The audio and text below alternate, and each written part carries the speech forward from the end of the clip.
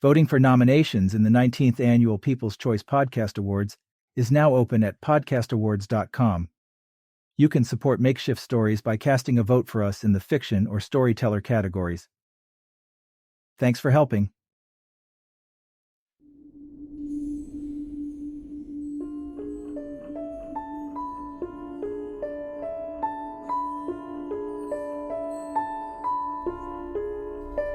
Is there a place and time where logic breaks down and wonderment begins?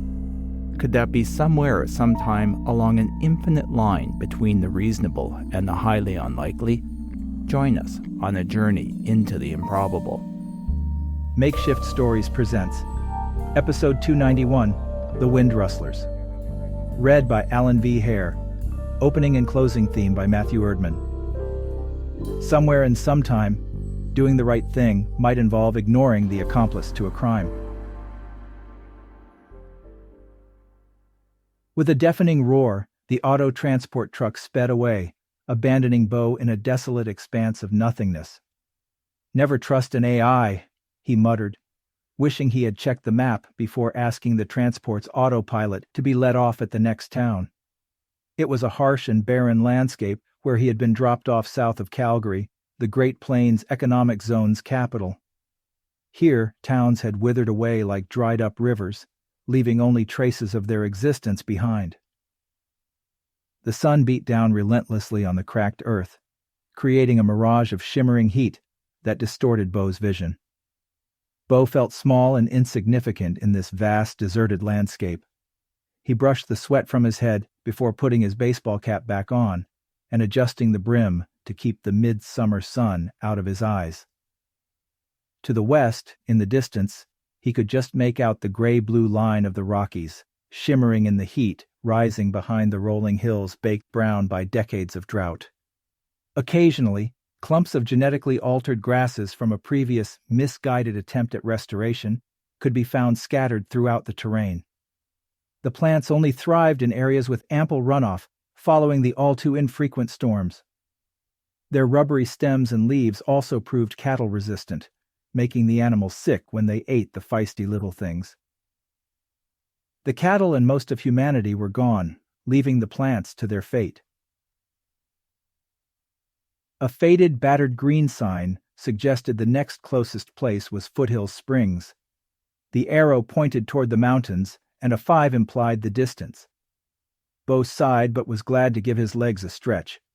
He had crammed himself into the transport for a whole day. The thing had been the only vehicle that stopped outside Medicine Hat to offer him a lift, its AI driver having the latitude to take on passengers at its discretion for a price. They had parted ways when the truck turned due south.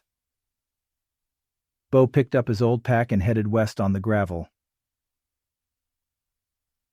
Foothills Springs turned out to be little more than a fuel-all, a combination charge and gas station, attached to an ancient convenience store, and a few run-down mobile homes plunked down between the foundations of long-gone buildings. "Looking for work?" the woman behind the counter accused. "No jobs on the wind farms anymore, at least the ones still operating after that modular nuke plant came online, and no place to stay either unless you're thinking of camping. This ain't a place for drifters, mister."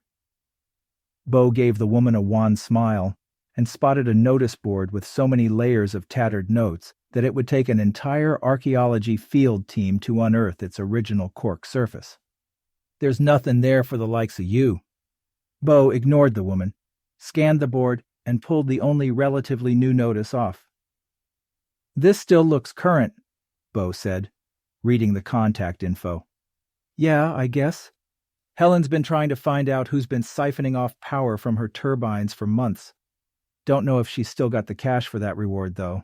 The Windridge Ranch has been struggling because of the thefts. I'll take my chances. How do I get there?" Local traffic turned out to be rarer than green grass, sabotaging Beau's plan to hitchhike.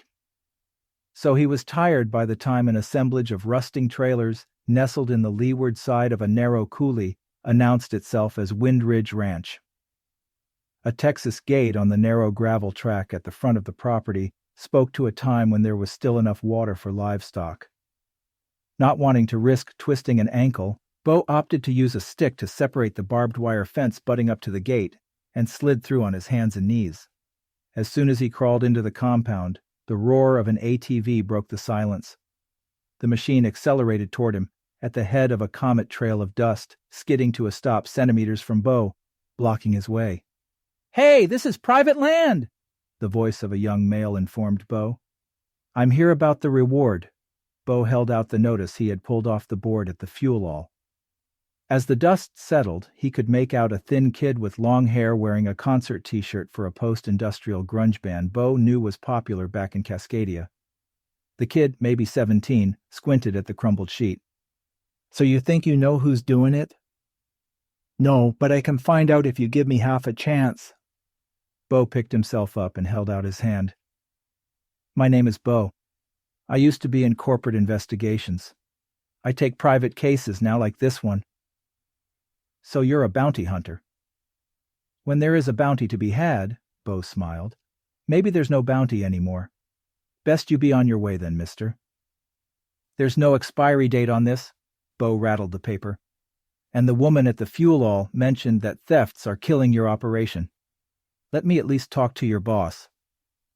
"Maybe I'm the boss," the kid boasted. "So Rita, at the fuel-all knows you were coming out here?" Beau nodded. The kid glanced back at the trailers. "And she probably already called out here. Guess I should take you to Mum then. She runs the ranch. I'm Lucas. Get on." Lucas switched the ATV to electric and slammed the accelerator. The old, beat-up machine immediately leapt forward, its wheels spinning and kicking up dust. "I only use the ICE to make noise," he yelled over his shoulder. "Watts are cheaper than gas. We make our own." They skidded to a stop in front of one of the better-maintained trailers festooned with antennas. "Our control center," Lucas explained, jumping off the ATV. Beau followed the boy inside. "Mom, a guy here claims he can catch the Wind Rustlers." A tired-looking woman in her late 50s looked away from a bank of flat screens. Her graying hair was tucked up under a battered tan-colored Stetson. "Is that so?" she said, giving Beau a skeptical look, leaning back in an office chair that had seen better days. "Rita called and warned me you'd be coming out here. What makes you think you can catch them?" "Ma'am, my name is Beau. I'm ex-corporate IP enforcement, started out tracking down unlicensed crops. I know how to trace illegal activity. Corporate and I didn't get along, so I'm doing business for myself these days." Beau didn't mention he was wanted in Cascadia for allegedly aiding someone in evading prosecution for their part in an embryo theft scam, or that Kenzo was his real name. He had decided to stay close to the Cascadia border, thinking it would be the last place his former employer would expect him to be. "Well, Beau, former IP agent, here's the deal. You can stay in one of the empty trailers. You get nothing but the reward. If you don't find them in a week, you're gone. No thieves, no freeloading, no money. You okay with that?" "Sure." "Good, my name is Helen Roy. Here's the problem. A big blow will come through, and some of our turbines will barely generate a couple of watts when they should be putting out enough to meet our monthly quota. It's not a maintenance problem. Lucas and I have checked them all. Someone's got to be rustling the power, but we can't figure out how. It started a couple of months back. At first, I thought it was the big corp behind that nuke plant trying to bully us small operations out of business, but we're being hit way more than anyone else. It's killing our profits and our ability to meet quota. The land has been in our family for 5 generations. Started as a livestock operation. Dad switched to wind power when the water ran out. I want to see this place passed on, kept in the direct family." Helen nodded at Lucas. "I promised my parents it would. Lucas, take Beau out and show him the turbines we've lost power from." "I gotta meet some online friends in a bit," Lucas complained. Helen glared at him. Okay, I'll take him out there for all the good it's going to do." They used the quad, this time in full electric mode, stopping at the top of a ridge with expansive views of the front ranges. Beau scanned the horizon, sighting windmills scattered across the landscape, slowly turning in the late afternoon breeze. The ranch is lined up with the hole in the mountains over there. Lucas pointed to where the peaks gave way to a gap, like someone had yanked out a giant tooth. It's called Crow's Nest Pass. The air drops down the east slopes of the mountains and funnels through it. It can gust up to 150 clicks. When that happens, we call it the big air. The turbines earn the most in big air. And that's when you're being hit? Yeah. And you've checked the windmills after each theft? Sure, of course, Lucas said, distractedly watching a bird fly over. And? And what? There wasn't any evidence of tampering or tire tracks or footprints? No. The teen kicked the ground, throwing up a cloud of dust. The big air blows everything not tied down away. There's nothing to find. You don't seem as concerned as your mother, Beau noted. The wind ranch, the land, the family. That's Mum's thing, not mine. I'm not nostalgic about the past. I want to live in the present, mister. Go to the capital or the coast. That's where the future is, not here in the Dust Belt. Lucas got back on the ATV. Is there something else you want to see? Yeah. I want to visit the sites where the last 3 thefts occurred. There's nothing to find, Lucas insisted. Just humor me. When they arrived at the first turbine, its blades barely turned in the light breeze. Beau circled the tower, examining the base, the sides, and the ground before they moved on to the next 2, where he did the same. Well, kid, you're right. There's nothing here, he conceded. Told you it would be a waste of time, Lucas sneered, getting back on the quad. I didn't say it was a wasted trip. Lucas took one last look. Then, satisfied there was nothing to be discovered, they headed back to the control center as the sun descended below the distant mountain peaks. Helen was sitting behind her desk when Beau opened the door to the control center. Did you find anything? She asked, without looking away from her screens. Nothing, Beau admitted, watching Lucas pull the quad over to a makeshift charge station before closing the door.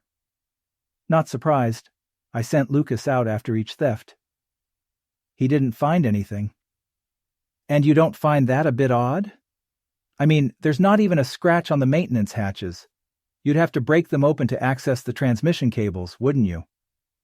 Don't know. I'm not a Wind Rustler or an XIP agent. Maybe they're using some kind of new wireless induction system. We're not Luddites out here, you know. I just wish they'd hit some other operation for once. There's not much blood left to drain from us. Coffee? Sure, Beau said, still watching Lucas through the door's window. Sure, Beau nodded, still watching Lucas through the door's window.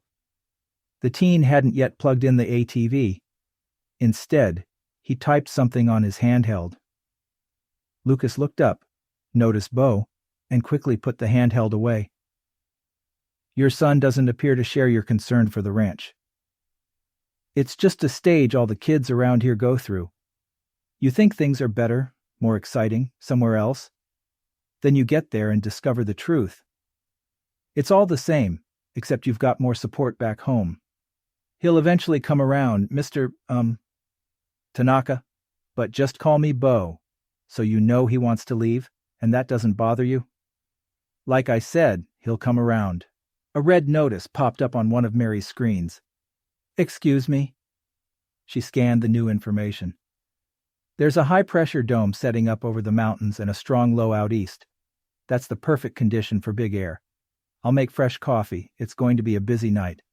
I want you to see this. Around 10 p.m., the dust began to blow past the trailer window, shaking the whole structure.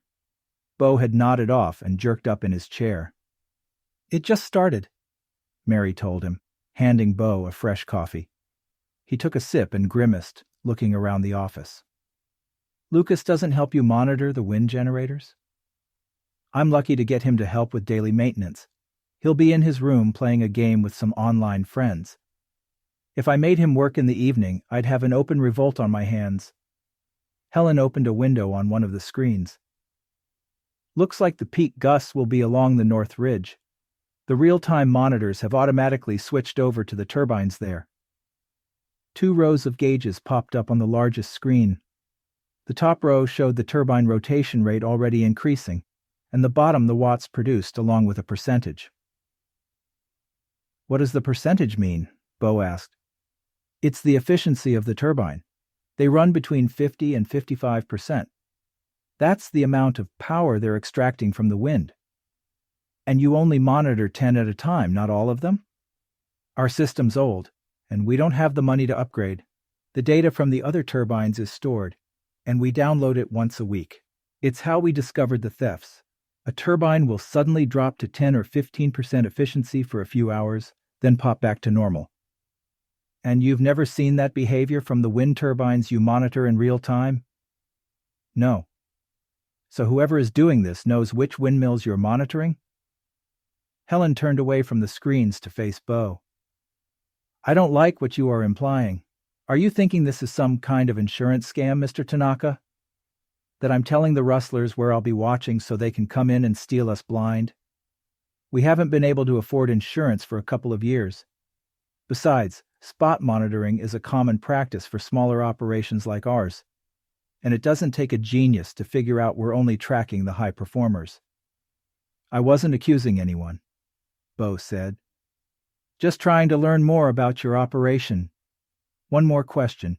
Can you change the turbines you're monitoring?" "No. The AI does that, and there's no way to override it." The following morning, Beau sat alone in the control center, examining the offline data for all the windmills for the last 24 hours. It was an unusually calm day. Helen and Lucas decided to take advantage of it. Helen had just wanted to go to Foothill Springs, but Lucas had persuaded her to go to the capital, a 3-hour drive, so Beau didn't expect them back until evening.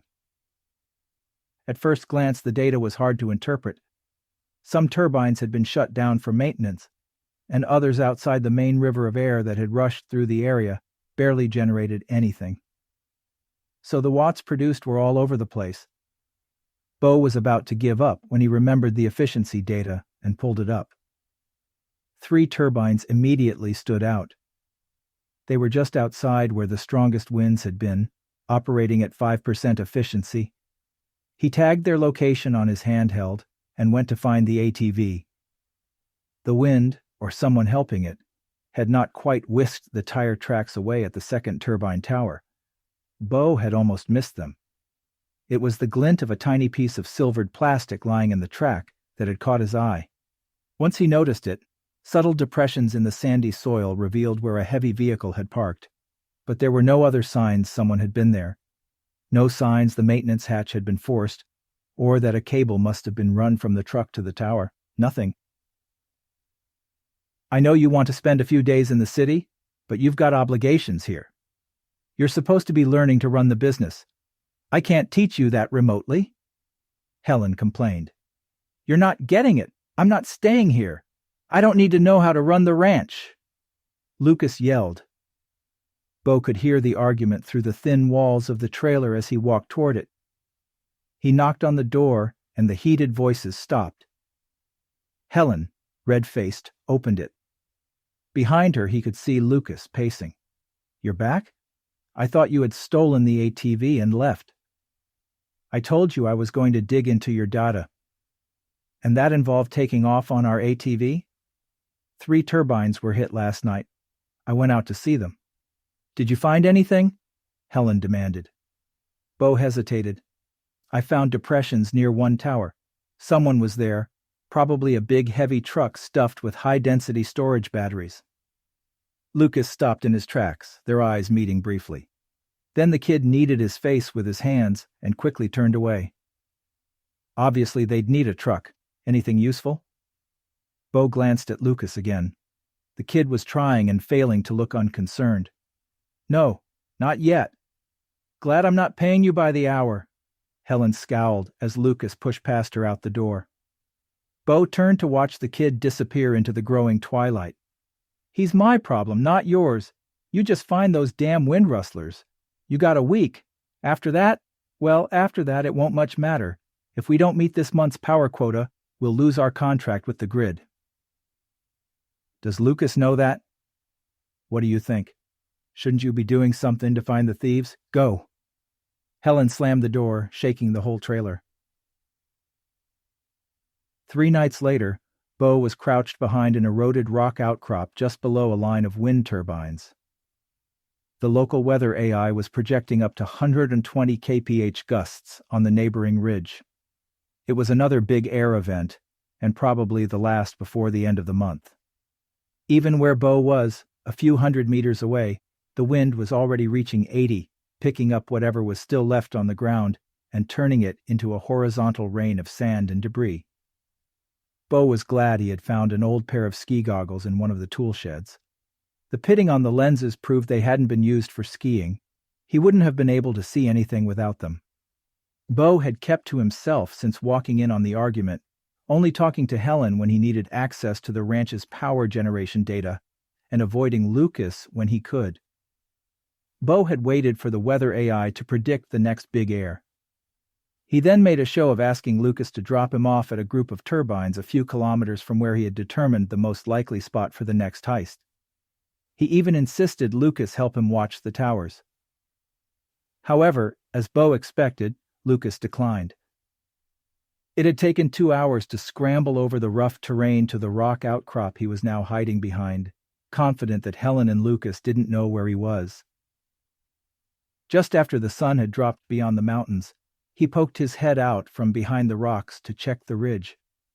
Now, at 90, the wind roared around the outcrop, making it impossible to hear the quad's motor as it pulled up beside the closest tower. Beau could just make out a familiar lanky form get off and stand beside the turbine, glancing around. A few minutes later, an 18-wheeler lumbered up and parked. 2 men jumped out, went to the back, and began struggling with a heavy cable. The slim figure waited until they reached the tower, then opened the maintenance hatch. Beau watched them connect the power cable to the turbine. Then, with a deep breath, he made his move. The howling wind masked the sound of his footsteps as he crept closer to the group, adrenaline surging through his veins. Beau sprang out when one of the men was about to enter the tower. "Freeze! Hands where I can see them!" he yelled, waving a crackling taser at them, his voice barely audible over the raging wind. In shock, the thieves whirled around to face him, then backed away from the turbine's hatch. The lanky figure suddenly dashed for the ATV. Beau let Lucas go and forced the 2 men to sit back to back while he zip-tied them together. "Helen," he texted. "I've got your thieves." Lucas jumped when Beau entered his room. The kid held up his hands. "You're still here?" Beau questioned, looking at the half-packed rucksack on the bed. "I gave you enough time to get away. I thought that was what you wanted. What was your cut?" Lucas's head dropped into his hands. "Enough to get set up somewhere else, but that's not why I did it. As long as Wind Ridge Ranch is viable, Mum and the rest of the family will never leave me alone. If we had lost the grid contract, that would pretty much have tanked the ranch, and I would have been free. But I guess none of that matters now." "Not necessarily, kid. I didn't tell anyone you were there." Surprised, Lucas lifted his head. "But they'll still find out." "The Rustlers aren't saying anything," Beau explained. "Sounds like they're part of a well-financed operation that poaches power, then drives the charged storage units across the border to sell. They're more afraid of their bosses finding out they've given away trade secrets than the sheriffs. I, had a little chat with them while we waited for the authorities. They'll claim they picked the lock on the maintenance hatch. And me? I didn't see anyone else out there. It was hard to tell what was happening with all that dust blowing around. Got my reward, so it's time to move on." "Wait, what should I do?" Lucas asked. Beau shrugged. "I don't know, kid. Guess it's your call." Beau could see the dust contrail before the outline of the auto transport trailer. He took one last look at the old faded green sign, grabbed a stone from the shoulder, scratched 10 over the 5 beside Foothills Springs, smiled at his handiwork, opened the hitchhiking app on his handheld, and signaled the transport.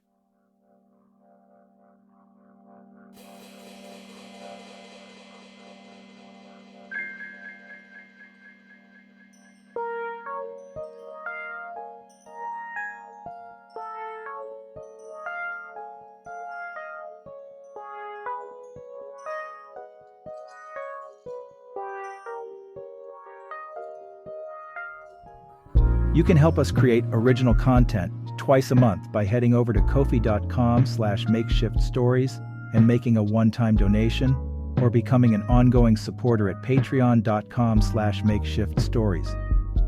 And if you can, please leave us a review or rating wherever you're listening to the podcast. It helps new listeners discover us. If you'd like to connect with us, please email makeshiftstories@gmail.com or visit our website at makeshiftstories.com. Links to both are in the show notes. We release Makeshift Stories around the beginning and middle of the month. This month's story was written and read by Alan V. Hare. Opening and closing themes were composed and recorded by Matthew Erdman. Audio production and editing by Vicata Studios. Makeshift Stories is released under a Creative Commons non-commercial, attribution, no derivative license.